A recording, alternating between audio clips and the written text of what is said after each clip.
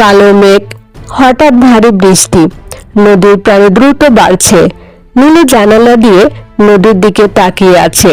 প্রকৃতি কখনো হঠাৎ পরীক্ষা নেয়। এবার নদীর পালা। গ্রামের মানুষ দৌড়ে আসছে। কেউ বলছে উজানে পানি বেড়েছে। নদী যদি রেগে যায়, শুধু তীর নয়, সবকিছু ভাসিয়ে নেয়। নীলু দ্রুত বন্ধুদের ডাকছে, আগের আঁকা নদীর নকশা বের করছে। নীলু বলে, ভয় পেলে চলবে না।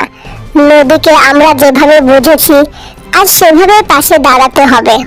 গ্রামের মানুষ বালুর বস্তা বসাচ্ছে, বাচ্চারা আলো ধরছে, বড়রা কাজ করছে। যে নদীকে ভালোবাসে সে বিপদের রাতেও ঘুমায় না। নদী উত্তাল, কিন্তু তীর ভাঙছে না। আগে লাগানো গাছগুলো পানি আটকাচ্ছে। নদী বলে, আজ আমি পরীক্ষা নিচ্ছি না, আমি দেখছি তোমরা কতটা শিখেছো।